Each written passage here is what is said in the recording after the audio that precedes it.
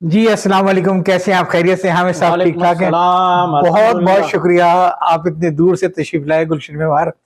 ماشاء راستے تو آپ کو خراب ملے ہوں گے، ہم اللہ۔ تو راستے مہمان تو پورے کراچی کا یہی حال ہے تسلیم بھائی۔ مہمان میں ہم کہتے ہیں کہ انہیں پتھروں پہ چل سے اگر آ سکو تو آؤ۔ نہیں ماشاءاللہ علاقہ تو بہت اچھا ہے، مکانات بہت اچھے ہیں، جی جی، مگر یہ ہے کہ مکین بھی اچھے ہیں، دل کے اچھے ہیں مکین اچھے ہیں، مگر روڈ جو ہیں وہ جی تو بس سے باہر ہیں لوگوں جی۔ کے۔ ہم صاحب کو جو زحمت دی میں نے آج 16 دسمبر کے حوالے سے، جی اور آپ کے ساتھ بیٹھ کے یادیں تازہ کرنی ہے 16 دسمبر کی، اور جو ہماری ایک خاص موضوع ہوگا۔ لیکن اس سے پہلے میں یہ جاننا چاہوں گا کہ آپ کی کراچی میں جو پچھلے کئی سالوں سے خاص پہچان ہے وہ پاکستان ریپیٹریشن کونسل کے حوالے سے ہے، جس کے لیے آپ شاید ڈپٹی کنوینر بھی تھے جی اور آپ نے خاصا کام بھی کیا تھا، جی۔ اور آپ نے اتنا کام کیا کہ اکثر لوگ آپ کو بہاری سمجھتے ہیں۔ مجھے آپ ہاتھ بہاری کہہ سکتے آدھا بہاری چلے، ویسے یوں تو مجھے معلوم ہے کہ آپ ماشاءاللہ نسلوں سے آپ لوگ مہاجری ہیں، پہلے افغانستان سے ہجرت کی اور لکھنؤ چلے گئے، لکھنؤ سے ہجرت کی اور کراچی آ گئے، کراچی سے ہجرت کی اور ڈھاکہ چلے گئے، لیکن اب بہاری نہیں ہے۔ میرا اب دل نہیں چاہتا ہے کہ میں یہ کہوں کہ میں بہاری نہیں ہوں۔ یہ محبت کے ہے جناب۔ میری محبت اور میری چیزیں، مطلب میں نے آپ کو بتایا تھا کہ وائف کا تعلق اور میرے ننیال کا تعلق جو ہے وہ بہار سے، جی اور ایک یہ محبت ہے۔ دوسری بات یہ ہے کہ میں آپ کو یہ کہنا چاہوں گا کہ میری پاکستان سے محبت، پاکستانیوں سے محبت، اس میں نہ بہاری اور نہ پنجابی اور نہ سندھی، کسی بھی قسم کی کوئی بھی تفریق نہیں ہے۔ آپ کی اس آمد کے اوپر میں آپ کو ایک یادگار ایک مگ دینا چاہوں گا، تاکہ آپ کو یاد دلائے گا کہ آپ اکیڈمی آئے تھے اور آپ نے یہ انٹرویو ماشاء دیا تھا۔ اللہ، آپ کی محبت تسلیم بھائی، جی بہت جزاک اللہ۔ شکریہ۔ ماشاء اللہ، ماشاء اللہ، افسانہ زندگی کا حامد خان، ماشاء اللہ، جزاک اللہ خیر۔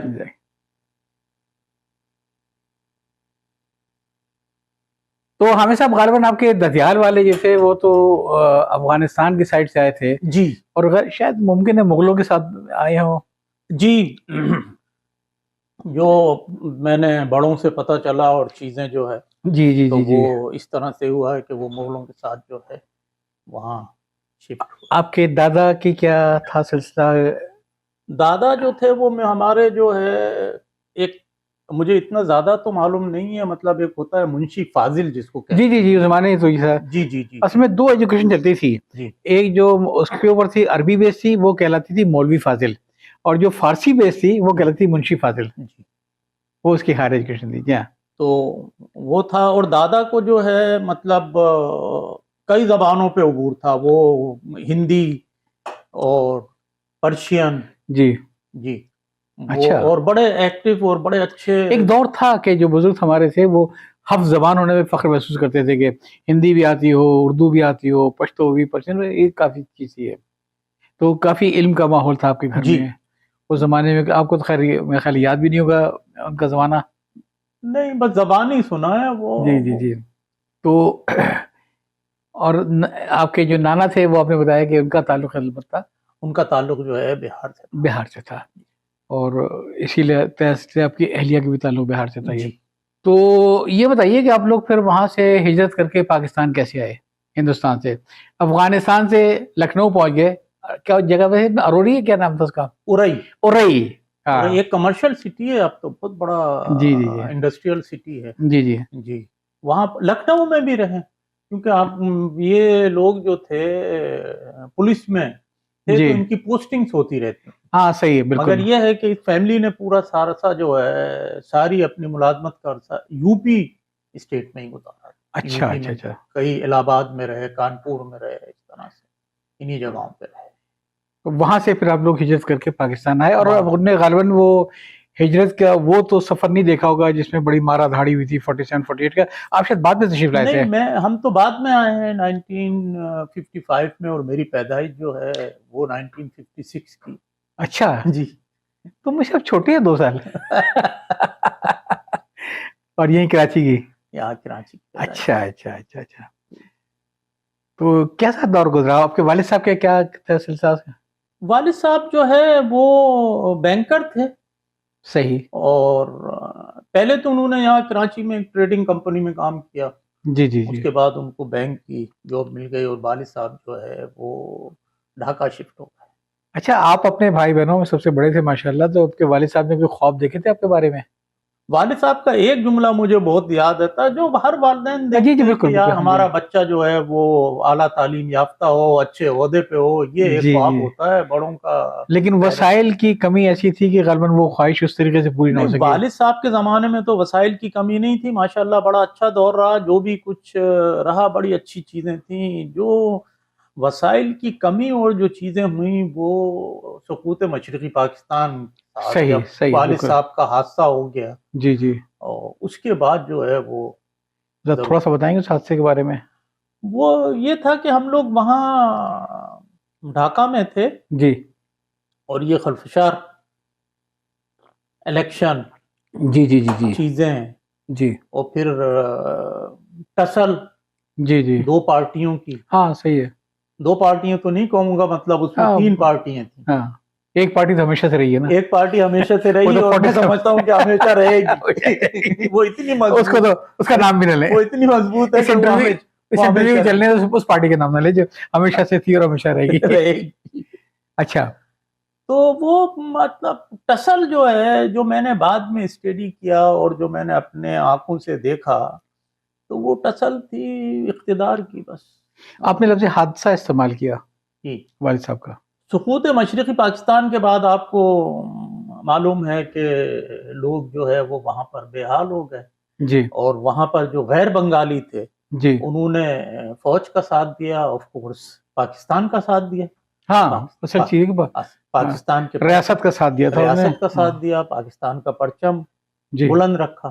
ہوں اور ہماری جو مائگریشن تھی، خواہ وہ بہار سے تھی یا یو پی سے تھی یا انڈیا کے کسی بھی علاقے سے تھی، جی جی، وہ پاکستان کے لیے وہ تھی، ہماری مائگریشن پاکستان کے لیے جی تھی۔ جی جس بنیاد پہ جی یہ عمارت تعمیر کی جا رہی تھی، جی جس کو تعمیر ہونا تھا، جی، وہ سب اس کے وفادار تھے۔ بالکل صحیح بات ہے، اس تو میں ہم کوئی سے شک نہیں یہ ہے، ایکسپیکٹ کرنا کہ جی ہم بنگالیوں کے ساتھ یا مجیب الرحمان کے ساتھ یا کسی کے ساتھ جو ہے لنک جی ہو جائے، تو یہ ایسا ممکن جی نہیں تھا۔ جی، تو حامد صاحب جو آپ نے تھوڑا سا اب تک جو یہ بتایا ہے اور جو میں سمجھ پایا ہوں کہ آپ لوگ وہاں سے ہندوستان سے ہجرت کر کے پاکستان آئے تھے، بنگال نہیں گئے تھے، اور یہاں آپ کے والد صاحب غالباً کسی بینک میں تھے، اور بینک کی جاب کے سلسلے میں ان کا ڈھاکہ جانا ہوا، جی، اور وہاں شاید آپ کی زندگی کا ایک بڑا بدترین حادثہ ہوا اپنے والد صاحب کے حوالے سے، اور جو سقوط ڈھاکہ کے فوراً بعد ذرا مختصر الفاظ میں آپ بتا دیں تاکہ لوگوں کو معلوم ہو جائے کہ کیا کیا بیتی ہے لوگوں میں وہاں پہ، حالانکہ وہ بہاری نہیں تھے، وہ بہار، وہ بہاری نہیں تھے، جی بتائیے وہاں ذرا، تو بہاری اور وہاں تو پاکستانی نان پاکستانی تھے، وہاں پاکستانی غیر بنگالی، اس میں جی جی، جو ہے نا بنگالی میں اور نے غیر آپ کو بنگالی، جی بتایا جی نا، جی غیر جی، بنگالی اس میں اردو تو وہ بولنے والے حادثہ تھے۔ کب ہوا، کیسے ہوا؟ والد صاحب کا جو حادثہ ہوا وہ تو یہ ڈھاکہ سقوط مشرقی پاکستان کے بعد ہوا، جی جی اور سقوط مشرقی پاکستان کے بعد تو وہ اتنا خلفشار ہو گیا، لوگوں کی جان و مال کی کوئی وہ نہیں ہے، کوئی ویلو نہیں رہی اور کوئی حفاظت کرنے والا نہیں تھا، تو لوگ جو ہے جگہ جگہ اپنے دوستوں رشتہ داروں کے ساتھ مل کر رہنے لگے، اور بہت برا حال تھا۔ حالانکہ آپ کے والد جو تھے وہ تو ماشاءاللہ ایک بینک کے اندر تھے، وہاں سے بڑی اچھی رہائش گاہ وغیرہ ملی ہوگی ان بینک سے، الحمدللہ، جی جی جی۔ تو وہ مگر یہ ہے کہ جب آزادی کا اعلان ہو گیا، ہم نے سرنڈر کر جی دیا، جی تو اس جی کے جی بعد جی جو ہے مفتی بائنی اور وہاں کی ان کی جو فورسز تھیں انہوں نے جی کنٹرول سنبھال لیا، اور مجیب الرحمان نے اپنی حکومت کا اعلان کر دیا۔ جی، تو پھر بس یہ ہوا کہ لوگوں کا مار کٹائی اور پکڑ دھکڑ شروع ہوئی، اور اس میں جو ہے کافی لوگ مارے گئے، تو ہاں اس بہت پر ہم لوگ تفصیل سے بات کریں گے، لیکن میں چاہوں گا پہلے اپنے والد کا آپ بتا دیجیے، کمپلیٹ کر دیجیے تاکہ ہم اس فیز سے تو باہر نکلیں۔ جی۔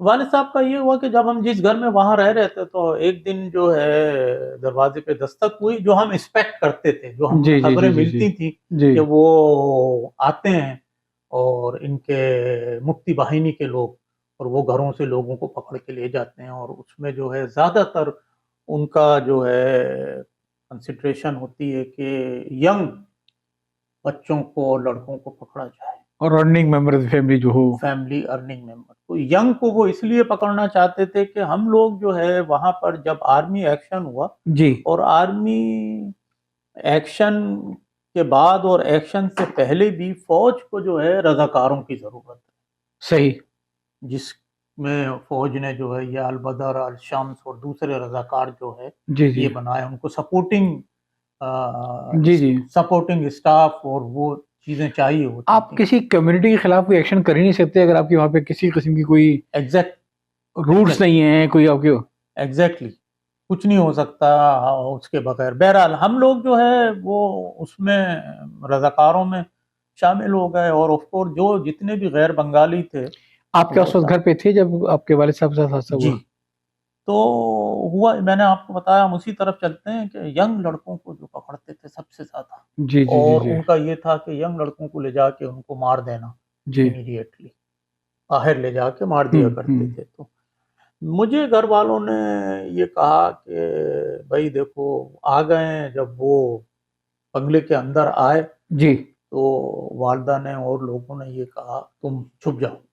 گھر میں ہمارے ایک کمرے میں مسہری تھی، وہ مسہری کے نیچے چھپ گیا۔ ڈبل بیڈ، کافی بڑی مسہری تھی، اس کے نیچے ایک کارنر میں، اور باڈی بھی ایسی نہیں تھی، بچہ تھا ینگ۔ تو جو مجھے یاد ہے، اور میں نے وہ مطلب جب گھر کے آئے اندر آئے انہوں نے گھر کی تلاشی لی جی جی جی سب جگہ، اور تلاشی لے کے اس ٹائم میں ان کے پاس جو رائفلیں ہوا کرتی تھی، رائفل کے آگے جو ہے وہ ایک خنجر لگا ہوا ہوتا تھا، شاید آپ نے جی جی جی بالکل دیکھا۔ جی جی ہاں جی جی، تو وہ جو ہے پلنگ کے نیچے اور دوسری جگہ وہ اس طرح سے خنجر، وہ رائفل جو ہے پکڑ کے ڈالتے تھے کہ اگر جی کوئی یہاں چھپا ہوا تو وہ اتفاق ایسا ہوا کہ بس میں یہ دیکھتا رہا کہ یہ میرے پاس آنے والا ہے خنجر، نہ میرے منہ سے آواز نکلی، کوئی چیز نہیں، بس وہ پکڑ نہیں سکے اور چلے گئے نکل کے۔ مگر وہ جب نکل کے جانے لگے تو اتنی دیر میں ان کے جو دوسرے لوگ تھے ان لوگوں نے گھر کے سارے مردوں کو جمع کر لیا، اور سارے مرد جمع کر کے اس میں میرے والد صاحب بھی تھے، وہ اپنے ساتھ لے کے چلے گئے۔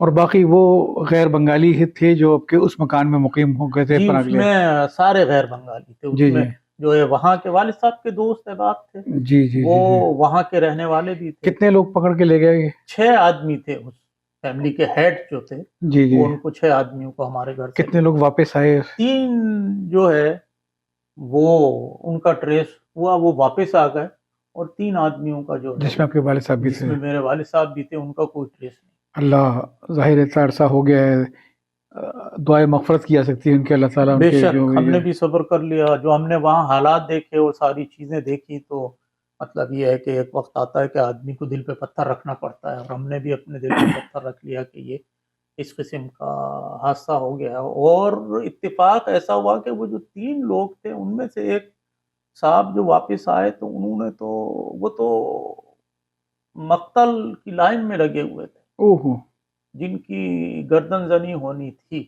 اور وہ تعلق ان کا بہار سے تھا، وہ وہیں کے رہنے والے تھے، والد صاحب کے اچھے دوست تھے۔ انہوں نے آ کے جو کہانیاں بتائیں تو پھر ہم نے صبر کر لیا۔ ان صاحب کو جو ہے ان کے کسی بنگالی ہوں جو اس ٹیم میں تھا جو مقتل پہ تھی، جی اس نے پہچانا، جی اور ان کا کوئی اس کے اوپر احسان ہوگا، کوئی چیز بھی ہوگی، اس نے پہچان کے ان کو پکڑا، اور پکڑ کے جو ہے ان سے کہا کہ تم اس طرف آ جاؤ۔ ہوں تو وہ بیچارے ادمرے سے ہو گئے تھے، جب آدمی دیکھ رہا ہے کہ لے کے جا رہے ہیں اور ہوں مار رہے ہیں، گڑھا سامنے کھدا ہوا ہے ہوں اور وہاں پر ڈال دیتے ہیں، تو انہوں اچھا، نے آ کے اسٹوری بتائی۔ یہ اتفاق ہے جو ان کے ساتھ جو ہوا، یہ دوسرا قصہ میرے علم میں آیا۔ پہلے ہم نے ایک دفعہ تسلیم احمد صاحب کا انٹرویو لیا تھا، تو وہ بھی اتفاق سے محمد پور کے کیمپ میں بند تھے، اور وہاں سے ان کو نہ صرف یہ کہ بنگالی بلکہ ایک ہندو بنگالی نے ان کو نکالا، اپنے گھر پناہ دی اور ملازمت دی اور ان کی کیئرنگ کی، جب تک وہاں رہی ہے۔ تو انسانیت تو ہر دور میں زندہ ہوتی ہے، اور آنکھوں کا لحاظ بھی ہوتا ہے، ورنہ اگر چاہتے تو وہ بالکل آنکھیں پھیر لیتے ہیں ان کے جو۔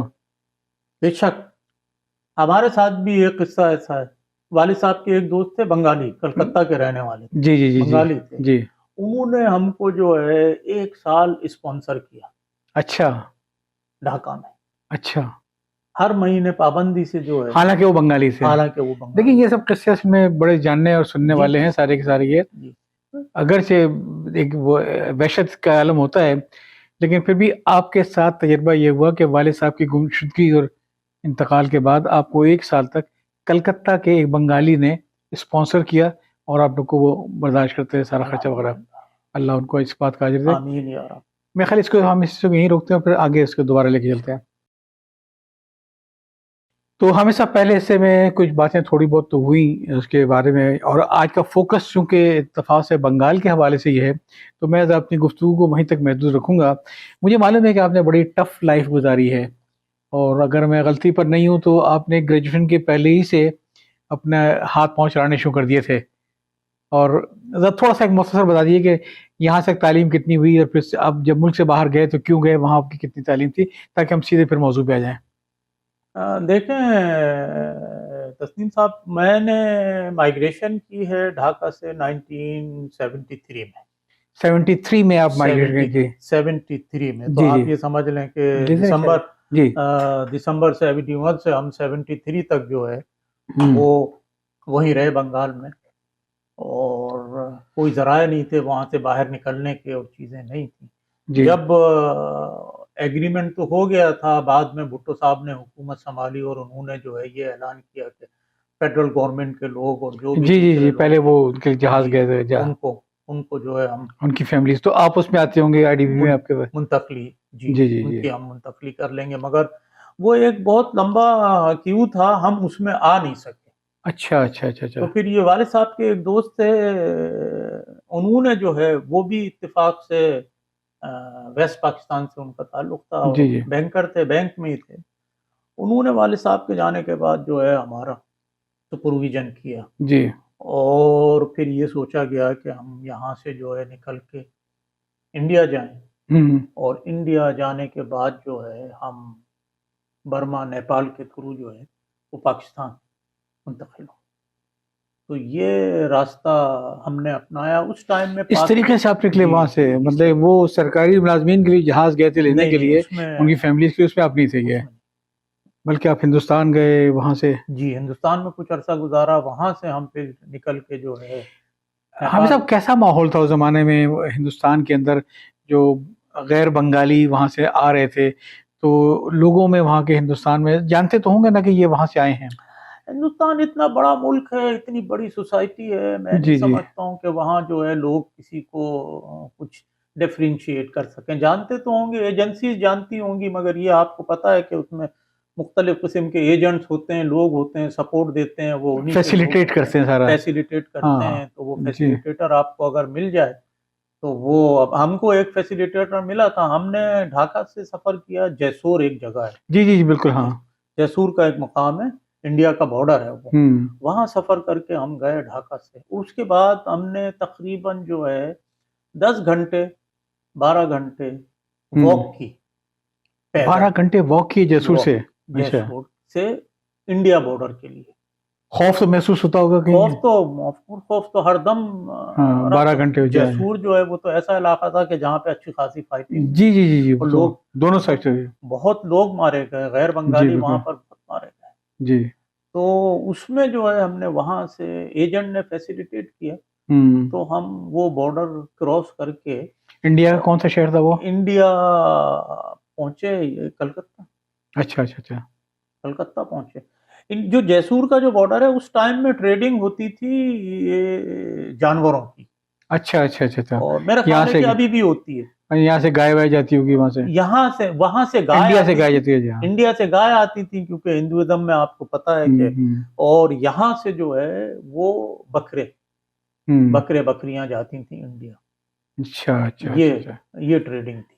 تو اس کے جو تاجر لوگ ہوں گے وہی فیسیلیٹر بن گئے ہوں گے، وہی وہ سارے؟ اچھا، ان کی جو گاڑیاں ٹرک ہوتے تھے اس میں لوگوں کو جو ہے وہ لے جاتے تھے۔ تو ہمارے ساتھ اتفاق ایسا ہوا کہ جب ہم سب لوگ وہاں پہنچ گئے تو انہوں نے پہلے ہمیں ٹرک پہ بٹھا دیا، پھر اور پیچھے اس کے بکرے آتے؟ پیچھے بکریاں لوڈ کر دیں، ہوں اور ہم اس طرح سے بارڈر کراس کر کے نکل گئے، اور پھر کلکتہ مطلب شہر پہنچ گئے۔ قربانی کا بکرا نہیں بنے آپ لوگ، بلکہ الحمدللہ کے زندہ سلامت بے کوئی شک کلکتہ پہنچ گیا ہے؟ اللہ نے بڑا کرم کیا۔ وہاں کلکتہ کے دن قیام رہا آپ کا؟ کلکتہ ایک ہفتے قیام رہا، اچھا اور ایک ہفتہ رہنے کے بعد پھر ہم بہار، ہوں نیپال کا بارڈر ہے وہاں پہ ایک تقریباً اوپن ہی بارڈر رہا ہے ہر زمانے میں، کوئی زیادہ سختی نہیں تھی ہندوستان کچھ میں؟ سختی نہیں تھی۔ جی جی دربھنگا ایک جگہ ہے، وہ نیپال کا اور ان کا بارڈر ہے، ہوں انڈیا کا۔ ہوں وہاں سے جو ہے انہوں نے نکال دیا، ایجنٹ تھا ساتھ میں، اور اس نے بارڈر، پیدل لوگ آنا جانا کرتے تھے۔ تو انہوں نے وہاں سے کراس کرا دیا. بس جب وہاں سے انڈیا کا بارڈر کراس کر گئے تو پھر جو ہے ایک تھوڑا سا ایک ہاں ریلیکس جی. ہو گئے کہ چلیں جی ہم جو آپ ہے کے کتنے فیملی ممبر آپ کے ساتھ تھے اس میں 9 لوگ گھر کے؟ جی 8 بہن بھائی ہم تھے اور ایک والدہ تھی ساتھ میں. ماشاء اللہ. تو 9 بڑا لوگ. خوف ہوگا خدا نخواستہ کہیں ادھر ہو جائیں تو. خوف. اور آپ یہ دیکھیں کہ بچے اس ٹائم میں تسلیم بھائی بچے ایک کے اوپر ایک بچے ہوتے تھے. 1.5 سال کا فرق ہے, 2 سال کا فرق بہن بھائیوں میں اتنا فرق ہوتا تھا. تو وہ سارے سب. نیپال کتنے عرصہ رہے آپ؟ نیپال ہم رہے ہیں تقریباً 2 ہفتہ ہے. پھر وہاں سے بائی ایئر کراچی آئے؟ By air Karachi. اصل میں ہوتا یہ تھا کہ جب آپ نیپال میں پہنچ گئے تو نیپال میں جو ہے پھر آپ سرنڈر کرتے تھے اپنی ایمبیسی کو. اپنی ایمبیسی کو رجسٹریشن وہاں کراتے تھے کہ بھائی صحیح. ہم جو ہے یہاں پہنچ گئے ہیں, پاکستانی نیشنل ہیں اور ہمارا جو ہے ہم کو فیسیلیٹیٹ کیا جائے. تو وہ ٹمپریری ایک پاسپورٹ بناتے تھے وہاں پر. ہاں. اچھا وہ پاسپورٹ جو ہے وہ بنتا تھا صرف اسی ایک بار ون ٹائم. ٹائم. مگر ایمبیسی جو ہے وہ وہاں سے یہاں میسج بھیجتی تھی کہ بھائی یہ ایسی ایسی فیملی آئی ہوئی ہے, اس نے رپورٹ کی ہے, اس کو اسپانسر کریں یہاں سے. تو وہ بینک نے اسپانسر کیا. اچھا وہاں سے. جی جی. جب یہاں سے این او سی جاتا ہے تو پھر مائگریشن ہو جاتی ہے. نہیں تو وہاں پہ کیسا رویہ تھا اس زمانے میں ایسے میں؟ رویہ تو خیر لوگوں میں ہمدردی تھی. دیکھ رہے تھے اپنے سامنے کے دکھوں سے یہ ساری چیزیں. اور گورنمنٹ نے بھی جو ہے. اچھا وہ جو نیپال کی جو حکومت تھی اس کو اس میں کوئی ایشو نہیں تھا کہ ایک آدمی انڈیا سے آیا, اس نے پاسپورٹ آیا اور پھر وہ جب پاکستانی پاسپورٹ آ گیا پھر تو لیگل طریقے سے وہ پاکستان آ گیا آرام سے. جی جی جی. آپ جب کراچی پہنچے ہیں یہ سارے سفر کے بعد جس میں آپ نے جیسور سے کلکتہ تک 12 گھنٹے سفر کیا پیدل بھی, پھر وہاں سے آپ بکرے کے گائے میں ساتھ بیٹھ کے پوری فیملی, والدہ بھی 8 بھائی بہن بھی ہے, تو اس کے بعد جب آپ کراچی پہنچے ہیں غالباً آپ کی عمر کتنی رہی ہوگی اس وقت؟ میں 15 ایئرس. جی. چمن کی آپ کی پیدائش تھی تو میری پیدائش جو ہے وہ 56. ہاں ٹھیک ہے 15 ہے. آپ تقریباً 15 سال کی عمر میں کراچی پہنچے اپنی پوری فیملی کے ساتھ, اور اس عمر میں آپ کے اوپر ایک ذمہ داری کا احساس تھا کہ اب چونکہ والد صاحب حیات نہیں ہیں لہٰذا یہ پورا گھر اب مجھے سنبھالنا ہے, گھر مجھے چلانا ہے, اور تعلیم بھی آپ کے صحیح طریقے سے شروع نہیں ہو سکی تھی اس وقت کی ہے. وہ تو بتائیں وہ ٹف پیریڈ کیسا گزرا آپ کا؟ وہ پیریڈ جو ہے کچھ عرصے تک تو بینک نے سپورٹ دی. کچھ عرصہ کیا کچھ عرصہ بینک نے سپورٹ دی تو فیملی چلتی رہی. مگر یہ ہے کہ ایک پریشر جو ہے وہ دماغ کے اوپر تھا کہ بھائی اس بڑی فیملی کو کس طرح سے لے کے چلنا ہے اور آگے کیا کرنا ہے. تو اب یہ ہے کہ بینک کا آپ کو پتہ یہ جو ادارے ہوتے ہیں ان میں جو لوگ ہوتے ہیں وہ سب ایک دوسرے کے جان پہچان والے ملنے والے ہوتے ہیں. کوشش ہوتی ہے کہ انسانی ہمدردی کے بنیاد پہ جو ہے کچھ مدد کی جائے. میں نے جو فیل کیا مطلب لوگ مدد کرنے کے لیے تیار تھے, مگر یہ ہے کہ میں انڈر ایج تھا تو وہ جو 18 ایئرس جو ہے اس کی ایک وہ ہے کہ آپ اس سے پہلے تو ملازمت نہیں لے سکتے ان اداروں میں یا کسی بھی گورنمنٹ کے ادارے میں.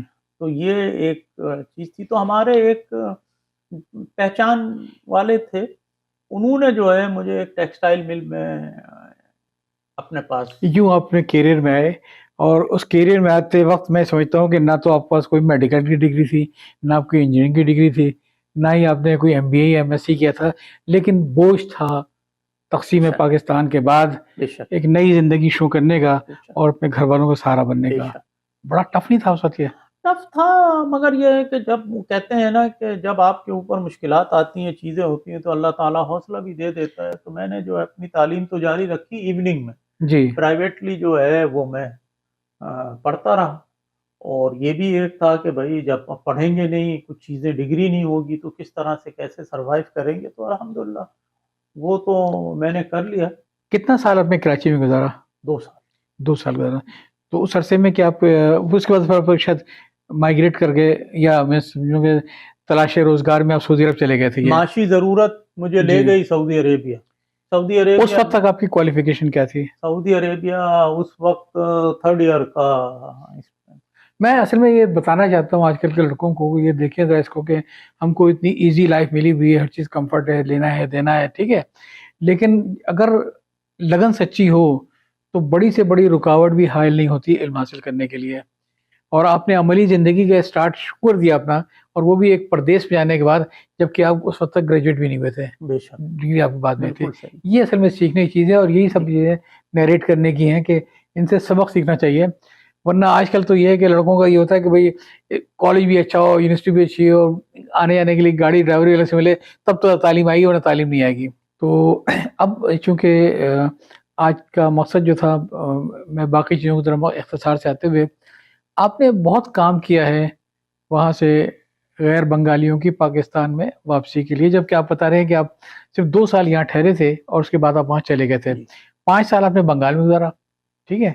2 साल आपने कराची में गुजारा, और फिर आपने बड़ी जो तहरीक शुरू की है, वो सऊदी अरब में रहते हुए तहरीक शुरू की है, ज़रा उसके बारे में बताएँ? जी, सऊदी अरब में असल में क्योंकि हम इन हादसात से, इन चीज़ों से जी, गुज़रे हैं, जी, तो आप अंदाज़ा कर सकते हैं कि मेरा जो है क़ल्बी लगाव और मैं इफ़ेक्ट हुआ इस हादसे से। जी, जी, जी, तो मेरा लगाव था यहाँ पे। एक हमारे दोस्त हुआ करते थे, मैंने आपको ज़िक्र किया, ईस्ट पाकिस्तान एक्शन कमेटी जी, के लोग हुए थे, स्टूडेंट्स थे उसमें, जो है लईक आज़म, एहतशाम अरशद, इंजीनियर एहसानुल हक, ये सारे लोग थे जो तहरीक चला रहे थे मुंतकली महसूरीन की। जी, तो इसमें से एहसानुल हक जो है वो सऊदी अरब पहुँचे। हुँ, माशी उनकी भी माशी ज़रूरत थी, वो भी वहीं से अफेक्टेड थे सारे, मतलब। तो फिर हम लोगों ने मिलके एक एहतशाम अरशद निज़ामी साहब ने एक आइडिया दिया कि भाई आप सऊदी अरेबिया में रह के जो है पाकिस्तान रिपेट्रिएशन काउंसिल के नाम से जो है तंजीम बनाएं, और उसको चले। बुनियाद तो उसकी यहीं रख दी गई थी, जी, जी, जी, जी, बिल्कुल, कराची में ही, जी, मगर इंजीनियर एहसानुल हक जो है वो उसके हेड थे, और मैं उसका कन्वीनर थे, और मैं उसका डिप्टी कन्वीनर। सही, सही, और मुझे ये कहने में कोई यार नहीं है कि मतलब उस टाइम में हमको मिडिल ईस्ट से और बतौर ख़ास सऊदी अरेबिया से जो सपोर्ट हासिल थी, उस सपोर्ट ने हमको बड़ी तहरीक दी, और हमने बहुत बढ़ के काम किया वहाँ पर, और इस इशू को अलाइव रखा। और वहाँ पर जो है हमारा राब्ता जो है आलम इस्लामी से डायरेक्ट, और राब्ता इस्लामिक डेवलपमेंट से, बैंक से डायरेक्ट, और मेरा ख्याल है जो भी। अच्छा दौर था, क्योंकि आजकल का दौर खुदा न खास्ता अगर होता, तो मौजूदा जो एमबीएस हैं वो तो कभी भी इस किस्म की पॉलिटिकल एक्टिविज्म की इजाज़त उनको गैर सऊदियों को कभी नहीं देंगे। बड़ा मैं नहीं, मतलब ये है कि हम अप्रिशिएट करते हैं कि उन लोगों ने बहुत साथ दिया। उन्होंने आखिर हद तक कोशिश की कि लोग जो है किसी तरह से वहाँ से माइग्रेट होके पाकिस्तान आ जाएँ, जो पाकिस्तान आना चाहते हैं। आपके ख्याल में कितनी तादाद रही होगी उस ज़माने जब आपने काम शुरू किया था, जो कि लोग वाक़ई दिलो जान से चाहते थे पाकिस्तान आने के लिए? तकरीबन 2.5-3 लाख के करीब लोग थे, जो मुझे बताइए 62। हामिद साहब कि 30 लाख अफ़गानी आ गए इधर और अभी जा भी नहीं रहे हैं। ये 2.5 लाख पाकिस्तानी क्यों नहीं आ सके? आप किसको ब्लेम करेंगे आप इस पे? एक इंग्लिश का मुहावरा है, क्या? When there is no will you can not gain, no वे। कुछ लोग ऐसे होंगे। अगर मैं गलती पर नहीं हूँ तो शुरू में एक ज़माने में हुआ था, पहले सिंध में एतराज़ था सबको यहीं पे मत लेके आओ, तो कुछ पंजाब में एक जगह कोई कॉलोनी आइडेंटिफ़ाई की गई थी, वहाँ बनाई गई थी कि यहाँ पे लाके बसाया जाएगा। वो क्या कहानी थी? इसमें मैं ज़ियाउल हक साहब को जो है उनको बड़ा एहतराम दूँगा, और अल्लाह ताला उनकी मग़फ़िरत करे। उन्होंने इनिशिएट किया था राब्ता आलम इस्लामी के साथ मिलकर, अच्छा, और एक ट्रस्ट बनाया गया जी, जिसमें 12 मेंबर थे, जी, और 6 मेंबर जो है वो पाकिस्तान से थे, जी। और 6 मेंबर जो है वो मिडिल ईस्ट सऊदी अरेबिया से थे। अच्छा, और वो ट्रस्ट बनाया, और उसमें जो है ये तय हुआ कि गवर्नमेंट ऑफ पाकिस्तान जो है वो जी। इन लोगों को पंजाब में बसाएगी। जी, यही मुझको ज़हन में था, यही मैं जी। आपसे पूछना चाहता था। और इसमें उस वक्त के चीफ मिनिस्टर जो थे, मैं उनका नाम याद आ रहा है जी, गुलाम हैदर वाइन साहब, जी, जी, जी, जी, जी, जी, उन्होंने हाँ। बहुत बड़ा किरदार अदा किया। हुँ। उन्होंने, चीफ मिनिस्टर पंजाब थे, उन्होंने ज़मीन अलोकेट की, और वो ज़मीन दे दी गई, और उसके बाद ये तय हुआ कि फंड जमा किया जाएगा, और यहाँ पर मकानात बनाए जाएँगे। कुछ मकानात बने भी वहाँ, और कुछ लोग आए भी। यू अच्छा, नो इसको अभी हम यहीं पे रोकते हैं दूसरे हिस्से को, और इसको अगले तीसरे हिस्से में तफ़सील से देंगे। تو ہمیں سب پچھلی قسط میں بات ہو رہی تھی کہ زیاد صاحب نے ایک بڑا رول پلے کیا، ٹرسٹ بنوایا، کچھ مڈل ایسٹ کے لوگ تھے، کچھ وہاں کے لوگ تھے، جس پہ حکومت نے وعدہ کیا تھا کہ پنجاب میں زمین پرووائڈ کریں گے. اس زمانے میں سعودی عرب میں بھی ایک لوگوں کی ہمدردی کافی تھی. تو پھر یہ ریپیٹیشن کیوں نہیں ہو پائی آخر؟ یہ ایک لمبی داستان ہے. میں سننا چاہوں گا آج کے دن 16 دسمبر کے حوالے سے سننا چاہوں گا کہ ہوا کیا. جو کچھ پارٹیاں جو تھیں پاکستان میں جی وہ ان کو یہاں منتقلی کے لیے تیار نہیں. سندھ نے تو لال جھنڈی دکھا دی تھی نا، سندھ نے تو کہہ دیا تھا کہ بہاری نہ ہاں نہ کھپے، ٹھیک ہے. لیکن پنجاب میں تو ایسی قیمت بڑھنی تھی. اس کے بعد جو ہے، اسی کے بعد جب سندھ نے لال جھنڈی دکھا دی اور انہوں نے کہا کہ اس طرح سے جو ہے اور بہاریوں کو ہم ایکسیپٹ نہیں کریں گے، غیر بنگالی جو وہاں پر ہیں، تو پھر جو ہے پنجاب میں عبداللہ عمر نصیر صاحب جو تھے اس زمانے میں رابطہ عالم اسلامی کے جنرل سیکرٹری تھے، اور آپ کو پتا ہے کہ سعودی عرب کا ہمیشہ سے پاکستان میں بڑا احترام کیا گیا، اور ان کا جو کردار ہے وہ کسی تعارف کا محتاج نہیں ہے. مطلب یہ کہ پاکستان کی سٹینڈنگ میں ان لوگوں کا بڑا رول ہے، سعودی عربیہ کا. ہم کو یہ چیز ماننا پڑے گی، ہمیشہ سے ان کا رول رہا ہے. اب یہ چیز ہے کہ لوگ چیزیں زیادہ کھل کے آنے لگی ہیں، مگر اس ٹائم میں جو ہے ایسی چیزیں نہیں تھی، اور وہ پاکستانیوں کو پسند کرتے تھے اور وہ چاہتے تھے کہ یہ پاکستانی جو ہے آباد ہو سکے، آباد ہو جائیں. تو اس کے لیے انہوں نے یہ ٹرسٹ بنایا، اور ٹرسٹ میں جو ہے لوگ شامل ہوئے. مگر اتفاق ایسا ہوا کہ وہ نواز شریف صاحب کی پہلی گورنمنٹ تھی، اور ضیاء الحق کی زندگی نے بھی وفا نہیں کی. تو جو ہے ضیاء الحق کے حادثے کے بعد جو ہے یہ ٹرسٹ ایک دم، حالانکہ نواز شریف صاحب جو تھے اپنے آپ کو ضیاء الحق صاحب گورنمنٹ کا تسلسل جو سمجھتے تھے، وہ بیٹا بھی کہتے تھے یہ. تو آپ سمجھتے ہیں کہ نواز شریف نے بھی کوئی اتنا بھرپور کردار انجام نہیں دیا کہ بحالی کے لیے؟ نہیں، اصل میں نواز شریف کو کیا الزام دیں گے کسی کو، ان کے بس میں کچھ نہیں ہے. زمین یہ دے رہے تھے، پیسہ سعودی دے رہے تھے، تو پھر مسئلہ کہاں پہ ہے؟ کچھ طاقتیں ایسی تھیں جو ان کو منتقل کرنے پہ تیار نہیں، جنہوں نے اس کو سندھ میں بلاک کیا اور جنہوں نے پنجاب جا کے بلاک کیا. کوئی آئیڈیا ہے آپ کو وہ زمین کس کے پاس گئی جس پہ بحری آنے تھے؟ اب کیا کس کا نام لیا جائے، کیا چیزیں نام لینے کا حج نہیں. آخر کوئی زمین ایلوکیٹ کی گئی تھی یا مکان بننے تھے؟ نہیں، زمین تو ایلوکیٹ کی وہاں پہ پنجاب میں غلام حیدر. میں اسی بات کر رہا ہوں، جو زمین ایلوکیٹ کی تھی کیا بنا جب وہ نہیں آئے تو؟ زمین جو ہے وہ دی گئی، اور زمین پہ مکان بھی بنائے گئے. جی اور وہاں سے 60 فیملیاں مائگریٹ ہو کے آئی بھی اس جگہ. ٹھیک. مگر میں نے آپ کو بتایا کہ وہ حادثہ ہو گیا، نواز شریف صاحب کی حکومت چلی گئی، چیزیں جو ہے ہو گئی، تو وہ اس کے اوپر کام. ظاہر ہے کہ جب پیپلز پارٹی کی حکومت آئی تو اس کا اتنا زیادہ نہیں رہا ہوگا اس کے جتنا کہ ممکن ہے کہ ان کا رہا ہو ضیاء صاحب کا، یا تھوڑا بہت نواز شریف کا. وفاق کے بغیر آپ کوئی چیز کر نہیں سکتے ہیں. آپ یہ تو کہہ رہے ہیں، ہم بھی یہ سمجھتے ہیں کہ صوبے ہیں، صوبے میں جو ہے کسی کی حکومت تھی، ساری چیزیں تھی، مگر یہ ہے کہ وفاق جو ہے وہ ایک ایسی چھتری. آپ سمجھتے ہیں کہ جب ضیاء الحق صاحب کے انتقال کے بعد اور جب نواز شریف صاحب آئے تو وہ اپنی سیاست میں لگے رہے بیچارے، اور پھر بے نظیر حکومت آتے تھے، وہ معاملہ بالکل ٹھنڈا پڑ گیا تھا کہ ریپیٹیشن جی. وہ ٹرسٹ فورس ایگزسٹ کرتا ہے یا ختم ہو گیا؟ ٹرسٹ تو ایگزسٹ کرتا ہے. اس میں ٹرسٹ میں جو ہے اس میں ایک یہ چیز تھی کہ پاکستان کی گورنمنٹ کا جو سربراہ ہوگا جی وہ اس ٹرسٹ ایکس آفیشو جی وہ دیکھے گا. تو اتفاق سے ایک ایسا ہوا کہ جب بے نظیر کی حکومت آئی، اس کے بعد پھر ضیاء الحق صاحب کی حکومت آئی، سوری مشرف کی. جی اور پھر حادثات پہ حادثات ہوتے چلے گئے، چیزیں ہو گئی. وہ ایک مسئلہ یہ بھی رہا کہ انہوں نے جو رکھا تھا کہ سربراہ مملکت جو ہے وہ ایکس آفیشو ہوگا، تو اس کی وجہ سے یہ چیز ہو گئی کہ ریاست کی پالیسی نہیں بلکہ ایک حکومت جو جس کی ہوگی اس کا زیادہ ہوگا کہ اس کو تیز کرنا ہے معاملے کو، ٹھنڈا کرنا ہے، یا کچھ اور بھی رائے لینی ہے.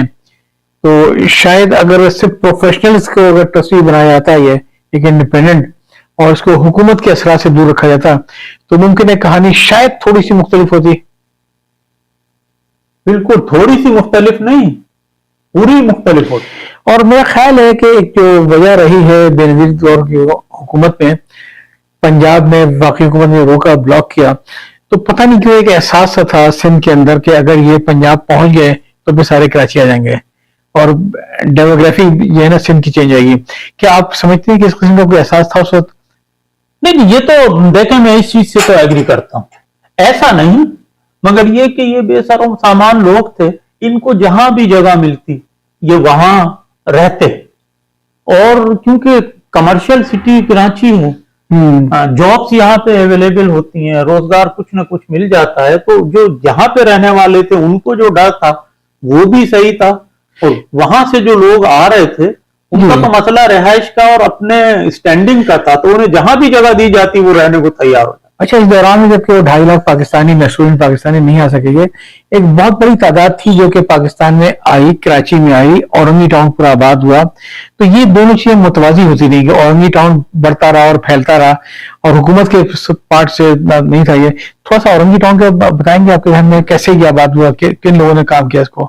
دیکھیں اورنگی ٹاؤن کے آباد ہونے سے پہلے جو ہے میں آپ کو یہ بتاؤں کہ بھٹو یہ وفاقی جو اداروں کے جو لوگ تھے اور جو بھٹو صاحب کے معاہدے کے تحت جو ہے پاکستان ریپیٹریٹ ہوئے وہ 1.5 لاکھ کے قریب لوگ تھے جو بھٹو کے ٹائم میں جو ہے جن کو منتقل کیا گیا، جو مطلب یہ بال کریڈٹ جاتا ہے بھٹو کو، جی، چاہے وہ گورنمنٹ سرونٹ تھے چاہے ان کی فیملی تھی، بے شک، جن کے اپنے روٹ سے پاکستان کے اندر کسی بھی لحاظ سے اس کو بھٹو صاحب نے ریپیٹریٹ کروایا اور وہ زیادہ طور پہ کراچی آ گئے تھے. یہ بھی ایک فیکٹر ہو سکتا ہے.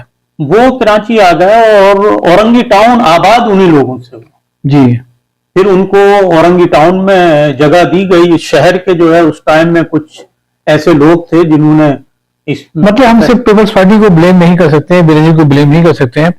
بالآخر اس میں ہمیں ذوالفقار علی بھٹو صاحب کے کردار کو یاد رکھنا پڑے گا، جنہوں نے 1.5 لاکھ کے قریب وہاں سے محصولین کو بلوایا یہاں پہ اور یہاں کے آباد کیا. یہ آج کے دن کے ایک بڑا اہم ٹیک اوے ہے جسے ہمیں یاد رکھتے رہنا چاہیے. وہ بھٹو صاحب جو ہے وہ پریشر میں آ گئے تھے. اسٹوڈنٹ ایکشن کمیٹی جو ہے وہ بہت ایکٹیو تھی، ایجوٹیشن بھی کرتی تھی اور مختلف کالجز میں جا کے آفاق شاہد تھے، للیق اعظم تھے، احتشام ارشد تھے، احسان الحق تھے، یہ غالباً ایم کیو ایم سے پہلے کی مہاجر رابطہ کونسل وغیرہ جو تھی، جی ان لوگوں نے بڑا کام کیا. جی لوگوں نے بڑا کام. تو باہر سے آنے کے بعد کچھ تھوڑا سا ہماری جو سیاست میں جو فرق آیا ہے ایز اف کہ وہ لوگ اور بھٹو آمنے سامنے ہو گئے. جی، تو یہ بھی ایک ریزلٹمنٹ ہو سکتی ہے کہ جب وہ مہاجر فورس پوری بنی ہے اور انہوں نے اپنی مطلب کہ رابطہ کونسل ہی ہے اور ظاہر ان کی اپنی مجبوری تھی جو انہوں نے تحریک وغیرہ چلائی تھی، تو اس سے کچھ تھوڑا سا جو یہاں پہ جو پیپلز پارٹی کے جو ایلیمنٹ تھا اس نے کہا بھائی جتنے آئیں گے سارے یہ سندھ میں آ جائیں گے پورا، اگر پنجاب میں لائیں گے تب بھی سندھ میں لیں گے. تو غالباً وفاق کی سطح پہ اس لیے کوئی گرم جوشی نہیں دکھائے گی ان کو بھٹو کے طریقے سے یہاں لا کے آباد کرنے کے لیے. جی، اس میں ایک وجہ میں آپ کو اور بتاؤں، مطلب یہ ہے کہ یہ جو بہار کے رہنے والے ہیں جی یہ تعلیم کے اوپر ہر چیز قربان کرنے کو تیار رہتے ہیں. اس میں کوئی شک نہیں، بہت ذہین، بہت ٹیلنٹڈ اور غریب، اور بہاری کباب بھی اچھے بناتے ہیں. غریب سے غریب جو ہے اس کی یہ خواہش ہوگی کہ میرا بچہ اعلیٰ تعلیم یافتہ. اور ہم نے اپنی نظروں سے دیکھا، مطلب یہ کہ میں تو جیسا کہ آپ نے ابھی بتا دیا کہ مجھے تو لوگ بہاری سمجھتے ہیں کیونکہ میں اتنا کلوز ان کے ساتھ ہوں اور اس طرح سے میں نے کام کیا ہے. میں بھی کوئی بہاری سمجھا تھا، میں نے کہا ورنہ کیا ضرورت ہے. میں اس پہ فخر محسوس کرتا ہوں. اور میں نے تسنیم بھائی میں آپ کو ایک بات ابھی بتا دوں، یہ پہلا میرا انٹرویو ہے جو آپ یہ ڈسکلوز کر رہے ہیں کہ میں بہاری نہیں ہوں. آج تک میں نے کبھی کسی سے یہ بات نہیں کی اور میں یہ سمجھتا ہوں کہ اس انٹرویو کے بعد مجھے اتنے جواب دینا پڑیں گے. میں یہ سمجھتا ہوں اس میں مجھے کسی قسم کا کوئی یار نہیں ہے کہ جب یہاں سے وہاں سے ہندوستان سے دوسری مائگریشن پہلے تو افغانستان سے ہوئی ہے، جو سفر شروع ہوا تھا نہ وہ بہار کا تھا نہ وہ سندھ کا تھا، وہ پاکستان کا سفر تھا. اور وہ جو پاکستان تھا دلوں کے اندر، وہ جب کراچی سے گئے ڈھاکہ میں تو پاکستان ساتھ تھا، اور جب وہ ڈھاکہ سے نکلے ہیں جیسور گئے ہیں، کلکتہ گئے ہیں، نیپال گئے ہیں، تو ہر جگہ پاکستان نے ٹریول کیا ہے. بے شک. اور آپ کے دل میں جو تڑپ ہے وہ مطلب بہاری بنگالی بنیاد پہ نہیں ہے بلکہ وہ پاکستانی جو کہ وہاں پہ پھنسے ہیں ان کو آنا چاہیے، جس کے لیے حالانکہ اب کیوں آپ اتنی کوشش کر رہے ہیں؟ اب تو کوئی امید کرنا بھی نہیں آتی مجھے.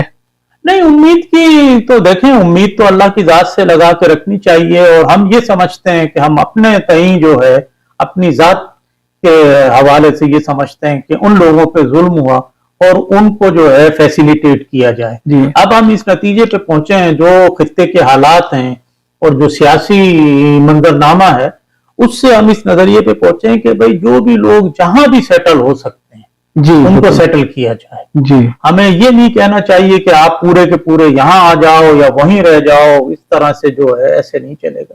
اگر ان کو وہاں رہنے دیا جائے آزادی کے ساتھ، وہاں پہ کیمپوں میں جو لوگ ہیں بنگلہ دیش میں 62 کیمپ ہیں. اچھا، ہم تو اسے محمد پور بھی جانتے ہیں سیوان میں. 62 کیمپس ہیں مختلف علاقوں میں. جی محمد پور، میر پور جو ہے وہاں پہ سب سے زیادہ لوگ ہیں کیونکہ یہ آبادیاں جو ہے 62 کیمپ میں ابھی تک لوگ ہیں. لوگ ہیں. لیکن ہم بھی اب یہ دیکھیں کہ جو ہم بات کر رہے ہیں آج سے تقریباً سمجھے کہ 53 سال پرانی جی ایک نسل جو اس وقت 50 پلس کی ہوگی وہ جا چکی ہوگی، بے شک. اور اب جو نسل وہاں پہ ہوگی مطلب کہ ایون 50 سال تک کی عمر کے جو لوگ ہوں گے انہوں نے پاکستان دیکھا ہی نہیں تھا. یہ تو وہ کس طریقے سے انہوں نے وہاں پہ اپنے آپ کو ابزارو کیا اور کس طریقے سے اپنے آپ کو پاکستان سے اتنا ہی ایسوسیٹ سمجھتے ہیں جتنی وہ نسل سمجھتی ہوگی جس نے وہاں پہ پاکستان دیکھا ہوگا.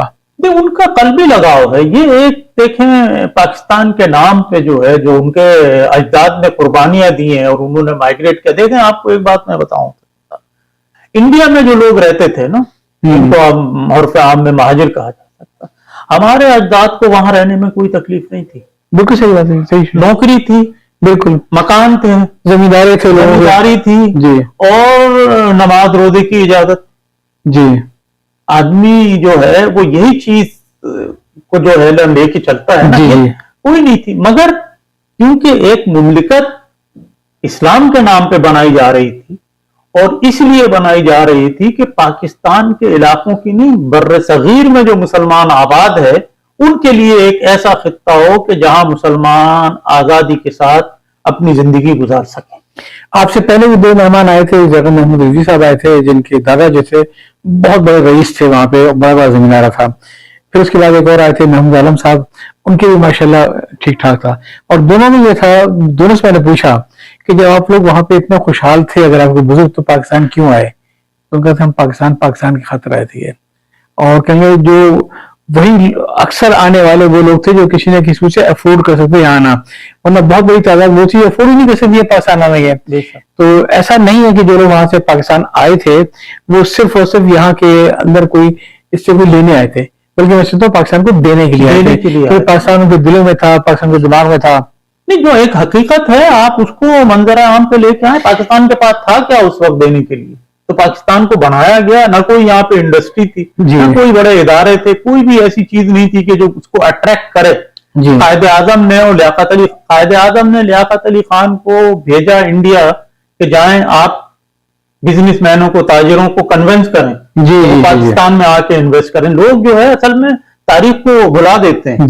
یہ اور اسی طرح سے جب مشرقی پاکستان جب بنا تو وہاں پر بھی قائد اعظم نے اور جو دوسرے لیڈران تھے انہوں نے بہار سے ریلوے کو چلانے کے لیے بہار سے لوگ آئے، کیونکہ بہار کے جو لوگ تھے وہ وہاں بھی ریلوے میں ملازمت کر رہے تھے، ریلوے کو چلا رہے تھے. انہوں نے یہاں کے مشرق وہ آپٹیز جو تھے جیسے وہاں پہ تھے یہاں پہ تھے جو آپٹیز نے سارا کیا ہے.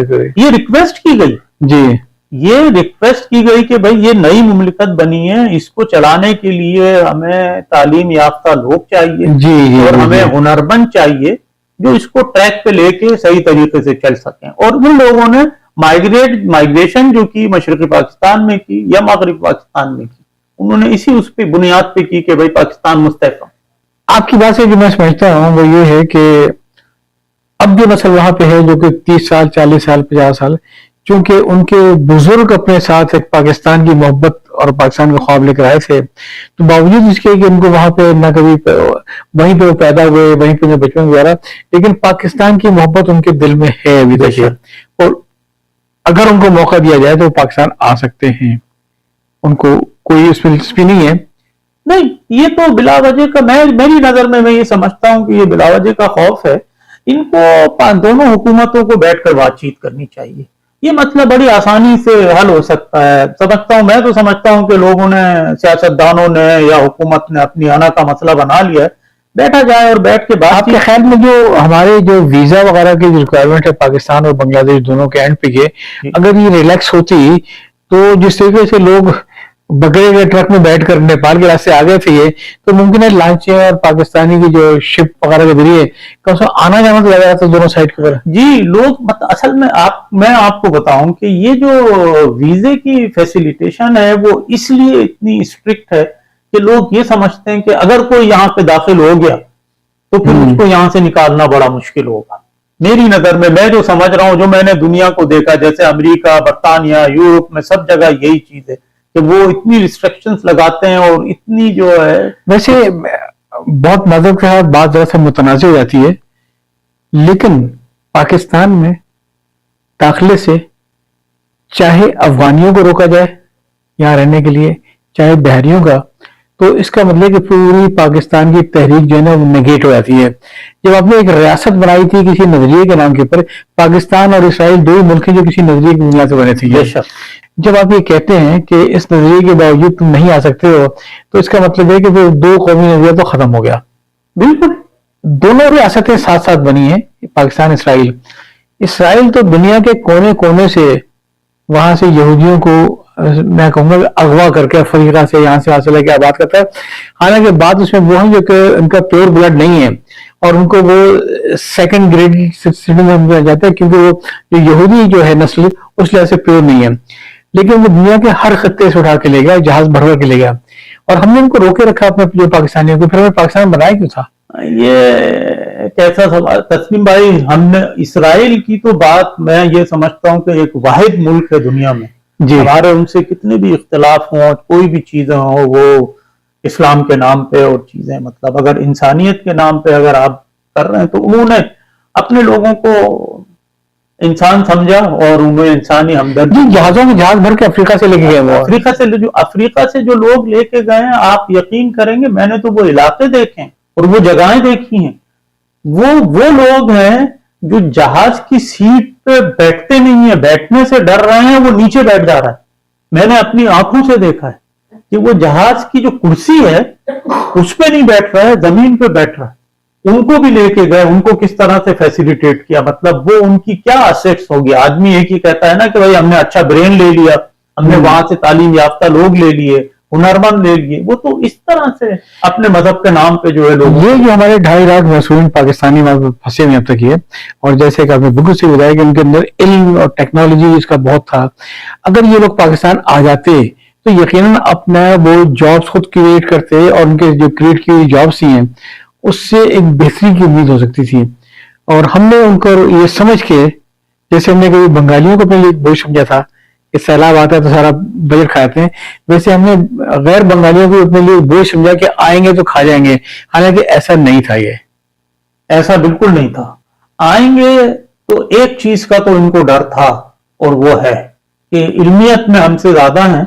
जी जी जी, और ये आगे निकल जाएंगे। और यही कॉम्प्लेक्स डे वन से हमारा बंगालियों के बारे में ही था ये, कि बंगाली ज्यादा एक इल्मियत में आगे थे। तो मेरा ख्याल है इसको भी हम यहीं तक रोकते हैं, बाकी फिर अगली आखिरी किस्सों की जिसमें इंशाल्लाह फिर बातें होंगी इंशाल्लाह। जी अस्सलाम वालेकुम, कैसे आप? खैरियत से हैं? आखिरी मरहले में हम आ गए हैं, और मैं ये समझता हूँ कि आपने असल इनकलाब देखा है। और असल इनकलाब क्या होता है? असल इनकलाब ये होता है कि जो नीचे वाला ऊपर चला जाए और जो ऊपर वाला नीचे आ जाइए। तो जो तक़सीम में पाकिस्तान हुई है, उससे पहले जो बहुत से खुशहाल लोग थे वो फिर 62 कैंपों में बैठे हुए हैं। सारे तो नहीं, लेकिन एक बड़ी तादाद में से ही है।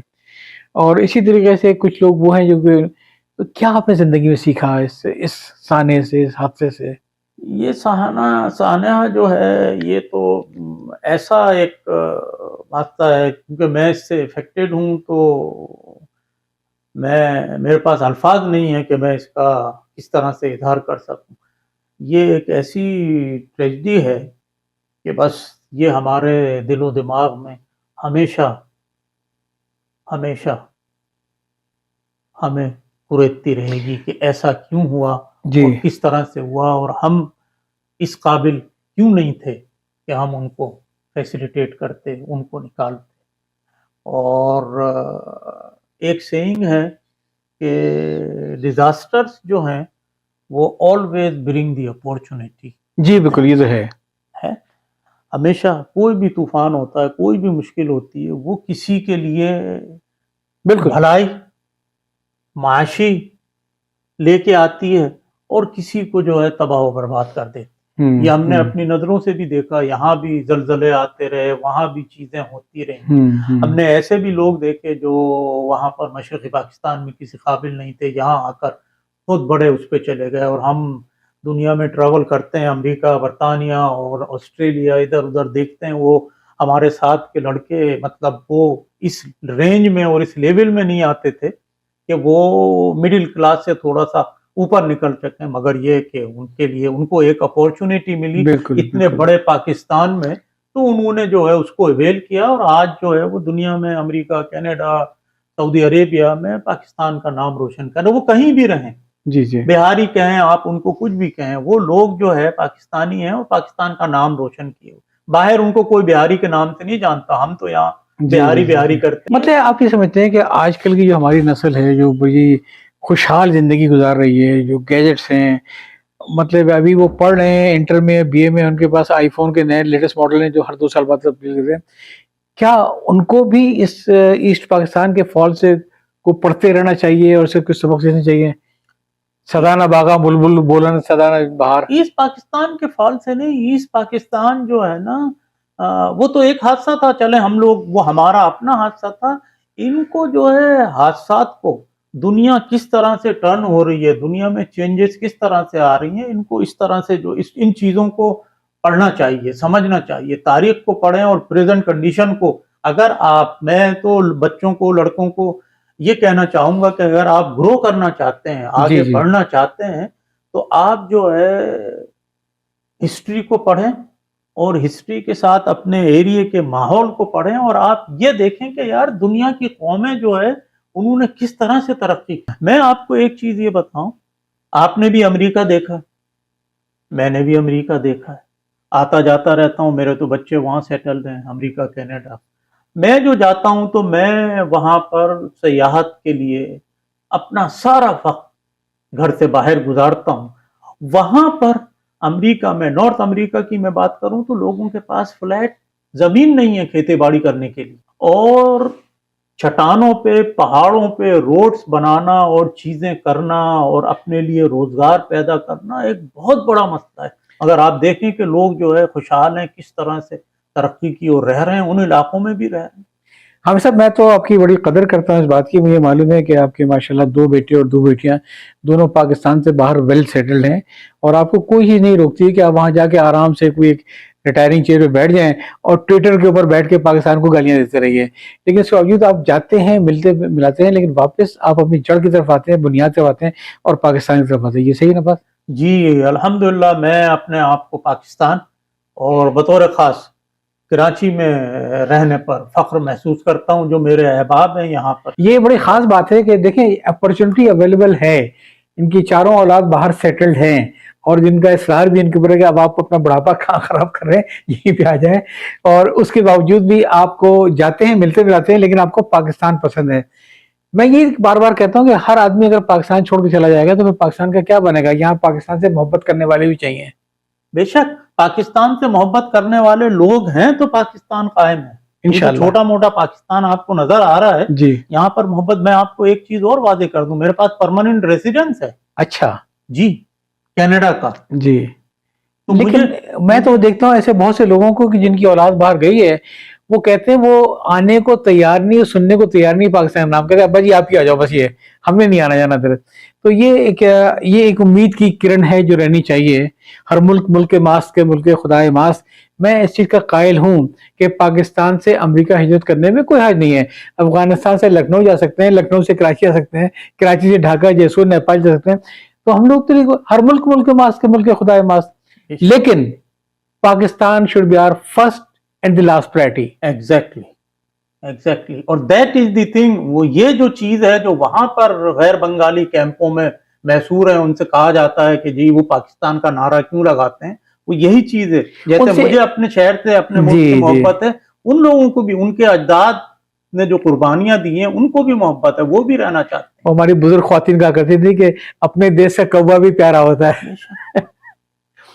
تو ایک چیز میں آپ سے اور پوچھوں گا کہ آپ کی جو کونسل ہے پاکستان ریبریشن کونسل، کیا ایسٹ پاکستان کے جو 62 کیمپ ہیں وہاں سے وہ لوگ کا رابطے میں رہتے ہیں وہ لوگ؟ جی ہم لوگ برابر رابطے میں رہتے ہیں وہاں سے، اور ہمارے جو دوست ہیں ہم ایگزیکٹ یہ جو تنظیمیں ہیں وہاں پر جو ہے 4-5 بہت ایکٹیو تنظیمیں ہیں جی، جو کام کر رہی ہیں اور لوگوں کو وہاں فیسیلیٹیٹ کر رہے ہیں۔ تو آپ چونکہ وہاں پہ رابطے میں ہیں آپ لوگوں اور کسی انداز سے، تو اب کچھ تھوڑا بہت وہاں پہ جو نئی نسل ہے اس نے کوئی بنگال سے کچھ ایڈجسٹ کرنا شروع کیا ہے اپنے روٹی روزگار کے لحاظ سے، کاروبار کے لحاظ سے؟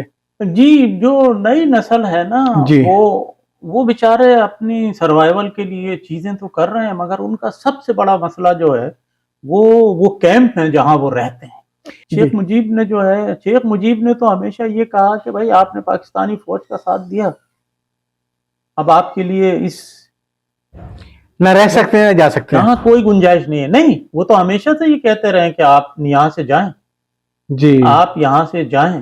اور شاید اگر بارڈر ملتا ہوتا تو بارڈر کھول دیتے، دھکیلتے بارڈر جی کھول جی دیتے، جی جی، جی تو اور وہاں سے لوگ بھی آنے کی کوشش کرتے ہیں۔ میں دیکھیں مجھے یہ کہنے میں کوئی یار نہیں ہے، اب جو وہاں پہ لوگ جو رہے ہیں وہ ان کا عالم مفلسی کا ایسا ہے کہ ان کے لیے جو ہے ایک وقت کی روٹی کھانا جو ہے وہ بھی مشکل ہو گیا۔ اب اس میں جو میں کئی لوگوں کو جانتا ہوں کہ جو وہ انہی کے محمد پور میر پور کے علاقوں میں رہنے والے تھے اور وہ کیمپ میں چلے گئے، تو وہ جو ہے وہ چیز ایک ایسی، اب آپ یہ دیکھ لیں کہ ایک نسل تو ایسی ہے کہ جو مطلب یہ کہ آپ ان کو یہ کہہ سکتے ہیں کہ غیر تعلیم یافتہ۔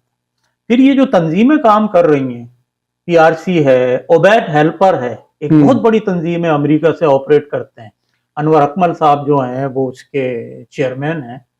کیا وہ فائنینشلی ہیلپ کرتے ہیں؟ فائنینشلی ہیلپ کی تھی، ہم لوگ بھی فائنینشلی ہیلپ کرتے ہیں۔ صحیح ہے۔ فائنینشلی ہیلپ اس طرح سے ہوتی ہے، ہم کسی کو جو ہے کیش اور تھوڑا بہت راشن جو ہے وہ رمضان کے ٹائم میں اور چیزوں میں دیتے ہیں۔ پھر جب ہم وہاں سعودی عربیہ میں تھے تو ہم نے اسلامک ڈیولپمنٹ سے ایک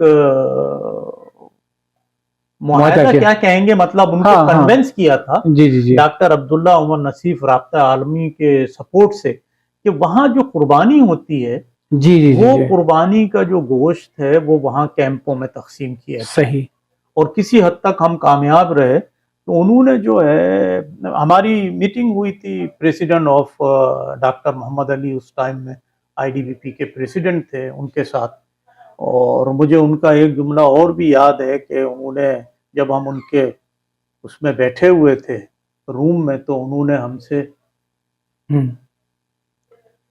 کہا کہ آپ لوگ ہمارے پاس آتے ہیں مدد کے لیے اور یہ ساری چیزوں کے لیے، میں کتنے پاکستانیوں کو جانتا ہوں کہ جو سنگل انڈیویجول پرسن اس قابل ہے کہ وہ جہاں وہ لوگ ہیں ان کو فیسیلیٹیٹ کر سکے، اور آپ ہمارے پاس آئیں کہ یہ گوشت جو ہے وہاں کیمپوں میں پہنچایا جائے۔ اور انہوں نے کمٹمنٹ کی، اور 10,000 بکرے ہر سال۔ اب جو ہے جو تنظیمیں وہاں پہ کام کر رہی ہیں، ہم لوگوں نے سب نے مطلب یہ سمجھ لیں کہ ڈسہارٹ ہو گئے، اور سب نے یہ سوچا کہ ان کو جو ہے بچوں کو، نئی جنریشن کو ایجوکیٹ کیا جائے۔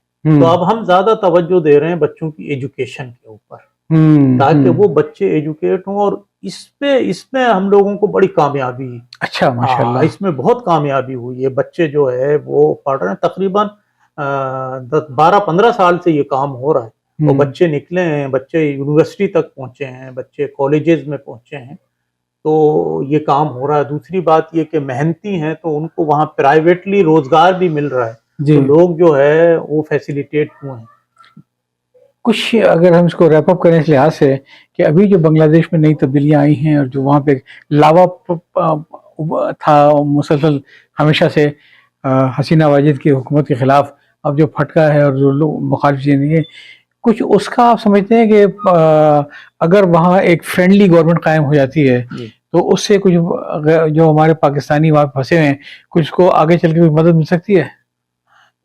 دیکھیں تسنیم بھائی، امید تو ہے، اور ایسا لگتا ہے جب فرینڈلی گورنمنٹ اگر قائم ہو جاتی ہے تو لوگ جو ہے آپس میں بیٹھ کے بات کریں گے، فیسیلیٹیٹ کریں گے لوگ۔ مطلب سب سے پہلی بات تو یہ ہونی چاہیے کہ وہ لوگ کیمپوں سے کس طرح سے باہر آئیں۔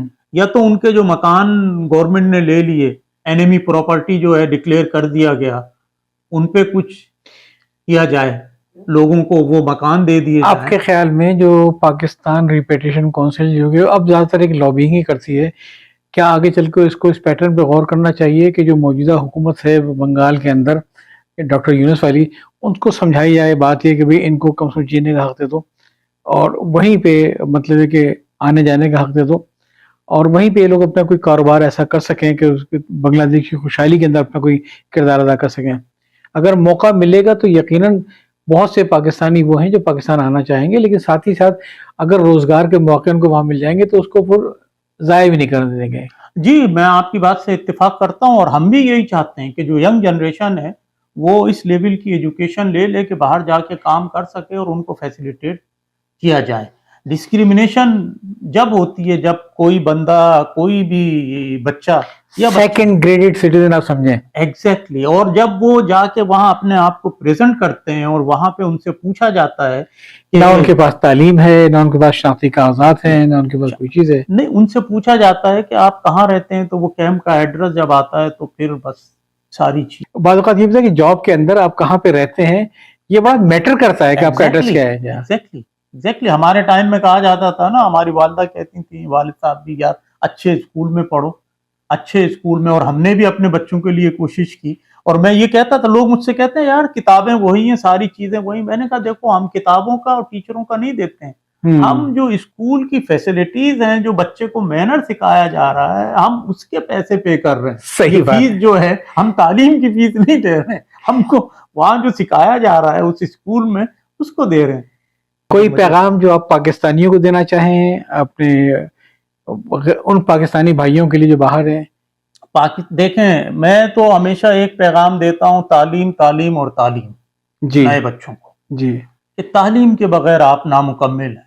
اب جو دور آ رہا ہے اس دور میں جو ہے ایون آپ الیکٹرک کا کام اور میکینیکل کام جو ہے وہ چیزیں بھی آپ غیر تعلیم یافتہ شخص نہیں کر سکے. ڈائیگرام پڑھنا نہیں آتا آپ کو, تھوڑی سی بھی کوئی چیز آتی نہیں ہے تو آپ کس طرح سے کریں گے. دور چینج ہو رہا ہے, تعلیم حاصل کریں. اور تعلیم ایک ایسی چیز ہے, ہم نے یہاں دیکھا ہزاروں لوگوں کو جو مائیگریٹ ہو کے ڈھاکہ سے, مشرقی پاکستان سے یہاں آئے, وہ بچوں کو تدریس مسجدوں میں بیٹھ کے پڑھاتے رہے, ٹیوشن کرتے رہے, اور انہوں نے جو ہے بچوں کو تعلیم دی, اور ان کی تعلیم ان کے لیے کام آئی.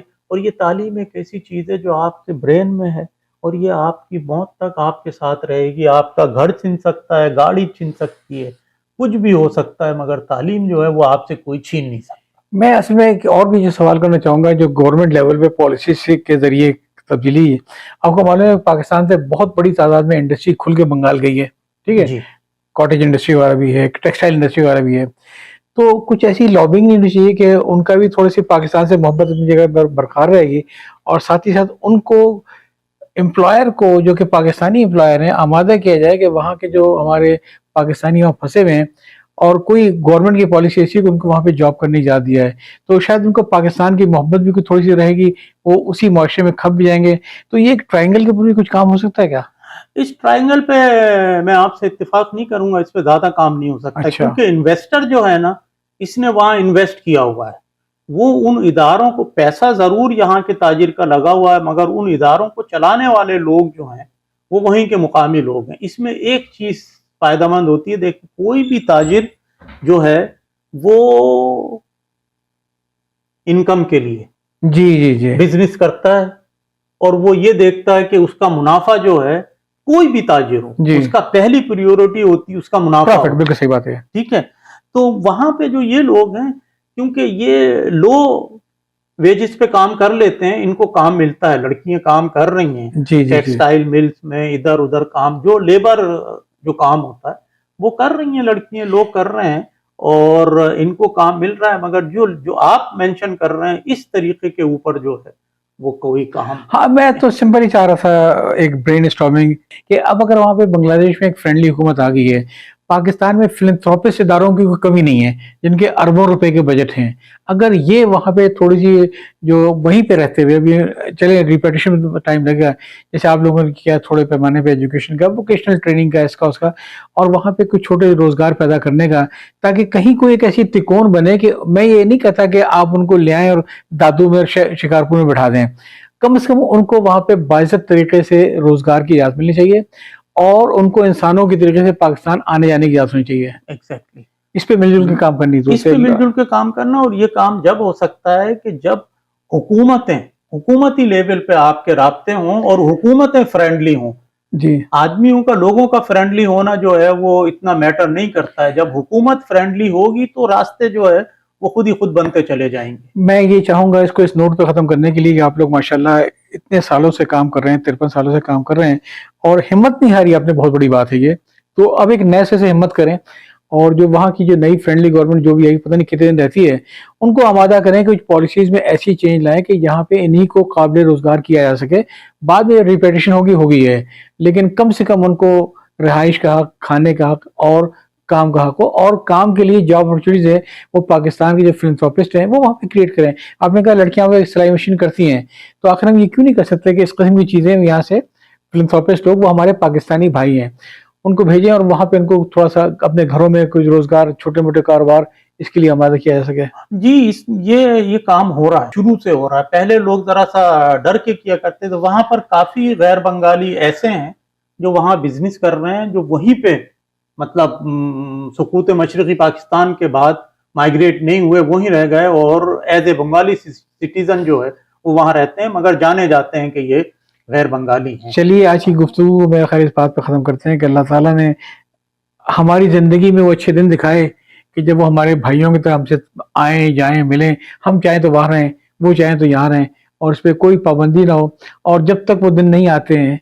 हुकूमतों की पॉलिसीज़ ऐसी हों, फिलैंथ्रोपिस्ट इदारों की पॉलिसीज़ ऐसी हों कि उनको वहीं पे एक अच्छे रोज़गार का, मैं ये नहीं कहता बंगाल की गवर्नमेंट वजह से, आखिर जो 5-5 अरब रुपए का खाना खिलाते हैं सड़कों पर, वो वहाँ पे आखिर क्यों नहीं इस किस्म के इदारे कायम कर सकते हैं जहाँ पे उनको वोकेशनल ट्रेनिंग हो और आहिस्ता-आहिस्ता वो कोई काम सीखें। ये एक बहुत बड़ा अलमिया है। आपने जो जिक्र किया कि करोड़ों रुपए का खाना महीने का खिलाते हैं और ये सारी चीजें, बड़ा अफसोस का मुकाम है कि वहां पे लोग कैंपों में रह रहे हैं, भूखे मर रहे हैं। ये एक ऐसी दास्तान है, इस पे तस्नीम भाई बहुत तवील गुफ्तगू हो सकती तो है। आप नहीं, वो तो खैर इंशाल्लाह हो जाएगी कभी ना कभी। अभी आप समझते हैं कि अगर सऊदी अरब से गोश्त जा सकता है रमजानों में, बकरीद के मौसम में ये, तो क्या वहाँ पे कोई फूड भेजने की कोई ममानियत है? जो समझते हैं अगर पाकिस्तान से कुछ लोग अगर फर्ज करें कि राशन भेजना चाहें किसी भी तरीके से ये, तो उन पे कोई ममानियत है, कोई फैसिलिटेटर है उनका? जी, इसके ऊपर मानियत है उन्होंने। अच्छा। बल्कि ये हसीना वाजिद की जो गवर्नमेंट थी, इसमें उन्होंने इस पे भी रिस्ट्रिक्शंस लगाई हैं। जो कुर्बानी का गोश्त वहाँ भेजा जाता है, उन्होंने कहा कि आप जब इन कैंपों में गोश्त दे रहे हैं, गरीबों को तकसीम कर रहे हैं, तो आप हमारे लोगों को भी जो है, तो वो इस तरह से फिर ये तय हुआ कि जी जब ये जितना भी गोश्त जाएगा ये 50% कैंपों में जाएगा और 50% जो है वो दूसरे बंगालियों में तकसीम होगा। इस तरह मतलब बस आज की बात से फिर खत्म होती है कि ये हमें ये हादसा भूलना नहीं चाहिए, ये सानिया भूलना नहीं चाहिए और आउट ऑफ बॉक्स थिंकिंग करते रहनी चाहिए कि क्या मुमकिन है और क्या करना चाहिए। बेशक। इसके साथ ही मैं खैर इजाज़त, इंशाल्लाह मुलाकात रहेगी आपसे, ठीक है? Thank you.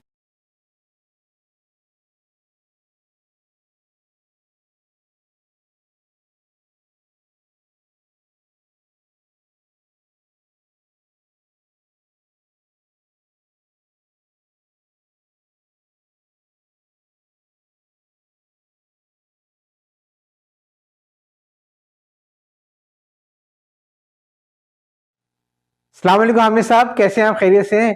भाई आपका इंटरव्यू तो बहुत अच्छा रहा, थोड़ी सी तशनगी रह गई, तो मैंने कहा चूंकि क्यों ना मैं आपसे वीडियो के ऊपर रहनुमाई ले लूं। देखिए 16 दिसंबर करीब आ रही है और जब 16 दिसंबर करीब आती है तो यकीनन हम सब के जख्म ताज़ा हो जाते हैं। मैं चाहूंगा कि थोड़ा सा आप बता दीजिए मजीद कि आपने सकूत ढाका में क्या देखा और कैसे देखा। तस्नीम फारूकी साहब, सबसे पहले तो मैं ये कहना चाहूँगा कि 1946 के बिहार में कत्लेआम के बाद बिहार के सूबे में बिहारियों का जो कत्लेआम हुआ वो एक दफ़ा मशरक़ी पाकिस्तान में फिर दोहराया गया। पाकिस्तान से वफा के जुर्म में गैर बंगालियों मशरक़ी पाकिस्तान में जो सज़ा दी गई اور جو ان پر ظلم ہوا وہ بیان سے باہر ہے۔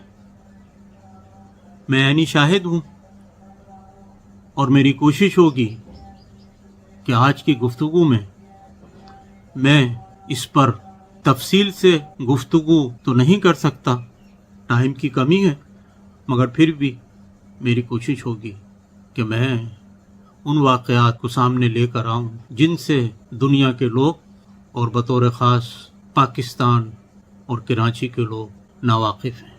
ان کو آج تک یہی پتہ نہیں کہ وہاں کیا ہوا اور جو لوگ وہاں مارے گئے ان کے جرم کیا تھے اور ان کو کیوں قتل کیا گیا۔ تسنیم فاروقی صاحب انتخاب کے بعد صدر یحییٰ خان نے 3 مارچ کو نومنتخب اسمبلی کا اجلاس بلانے کا اعلان کیا۔ کہانی یہاں سے شروع ہوتی ہے۔ یحییٰ خان نے اعلان کیا، ذوالفقار علی بھٹو صاحب اسمبلی کے اجلاس میں جانے سے منکر رہے اور انہوں نے یہاں تک کہہ دیا کہ جو بھی اسمبلی کے ممبران مشرقی پاکستان جائیں گے، اجلاس میں شرکت کریں گے تو ان کی ٹانگیں توڑ دی جائیں گی۔ یہ تاریخ کے الفاظ ہیں، ان کو مٹایا نہیں جا سکتا۔ بھٹو صاحب کے پریشر میں یحییٰ خان نے اجلاس ملتوی کر دیا اور 2 تاریخ کو اجلاس منتقل کرنے کا اعلان کر دیا گیا۔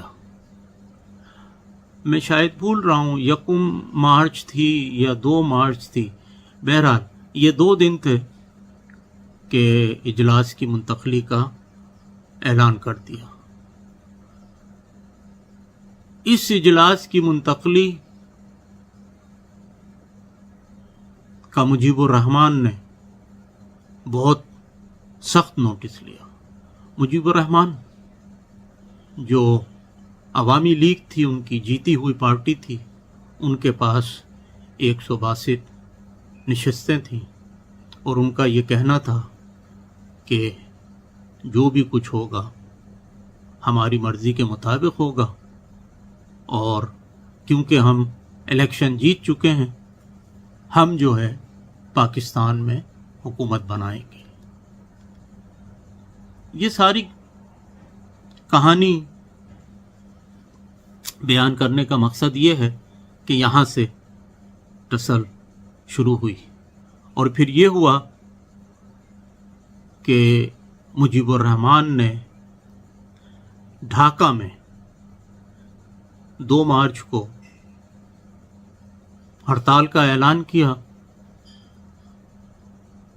اور ہڑتال ڈھاکہ میں کرنے کے بعد انہوں نے 3 مارچ کو پورے مشرقی پاکستان میں ہڑتال کا اعلان کر دیا۔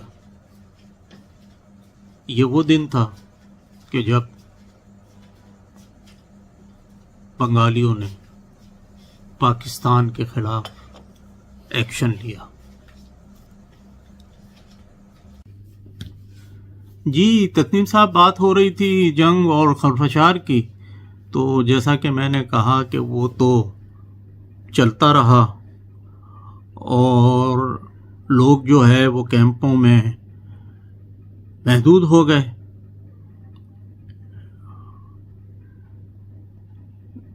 جو کیمپوں میں محدود ہوئے وہاں پر 62 جو ہے وہ کیمپ بنائے گئے تھے، اور ریڈ کراس بہت ہی متحرک تھی اس ٹائم میں، شروع کا وقت تھا اور مشرقی پاکستان کا سکون ہوا تھا، تو لوگ جو ہے وہ اپنے جان و مال تو کیا، مال تو ہم کو سب کو وہاں پر اپنے گھروں میں چھوڑنا پڑا، اور گھر چھوڑ کر اپنی جان بچانے کے لیے ان کیمپوں میں محدود ہو گئے۔ تقریباً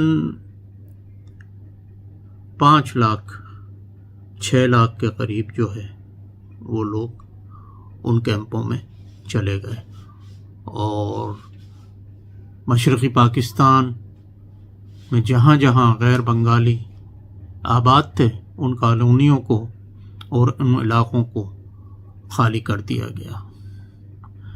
جب کیمپ میں جمع ہوئے تو پھر وہاں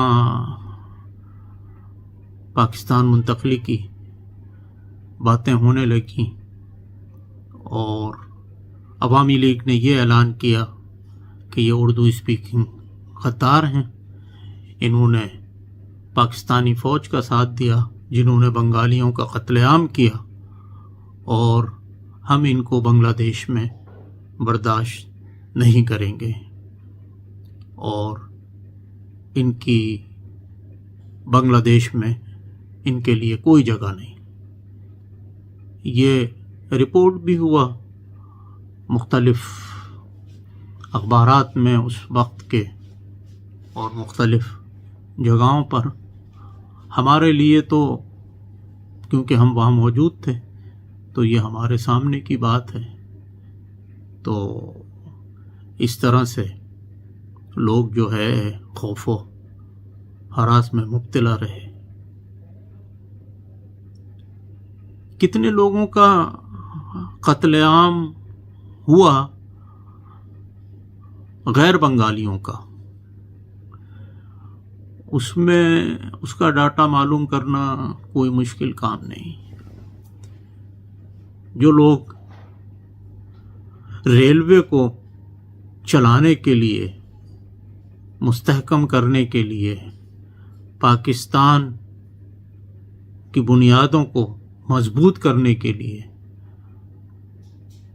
انڈیا سے اور بطور خاص بہار سے بلوائے گئے، وہ آئے نہیں تھے، خود سے نہیں آئے، ان کو ریکویسٹ کی گئی، ان کو بلوایا گیا کہ یہ ہماری نئی مملکت ہے، ہم نے اس کو مضبوط کرنا ہے، آپ آئیے اور ریلوے کا نظام سنبھالیے۔ ریلوے کالونی آباد ہو گئی، ہزاروں کی تعداد میں لوگ آئے، انہوں نے بڑی محنت کی، کیونکہ یہ سب تعلیم یافتہ اور اسکلڈ ورکر تھے جنہوں نے ریلوے کے نظام کو سنبھالا۔ اسی طرح سے کرنافولی مل قائم ہوئی، اس میں بھی لوگ آئے اور انہوں نے دل و جان سے محنت کی اور پاکستان کو اپنے پیروں پر کھڑا کرنے کے لیے افرادی قوت بہار سے آئی۔ آدم جی مل ڈھاکہ میں، اس میں بھی اسی طرح سے ہوا۔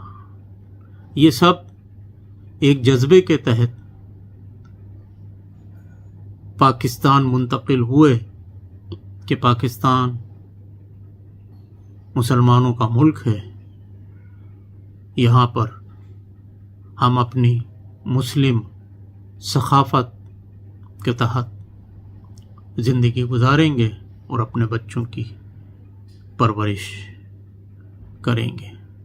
یہ وہ لوگ تھے جنہوں نے مختلف جوٹ ملوں میں، مختلف کارخانوں میں کام کیا اور مختلف کالونیوں میں آباد تھے۔ سقوط مشرقی پاکستان کے بعد یہ ساری کالونیاں خالی ہو گئیں، لوگ کیمپوں میں چلے گئے اور لوگ مار دیے گئے۔ پاکستان فوج کی چھاونیاں بنی ہوئی تھیں، اس میں جو پرائیویٹ ورکر تھے، کام کرنے والے، وہ ان کو چن چن کر مارا گیا اور ان سے یہ کہا گیا کہ آپ نے پاکستانی فوج کا ساتھ دیا۔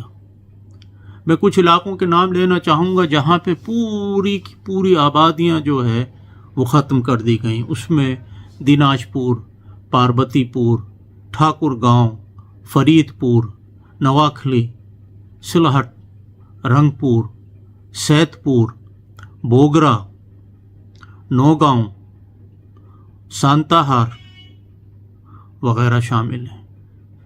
یہ وہ علاقے تھے جہاں پہ غیر بنگالیوں کی کافی تعداد آباد تھی، کیونکہ ان علاقوں میں بزنس ایکٹیویٹیز تھیں اور لوگ جو ہے یہاں پر زندگی بسر کر رہے تھے.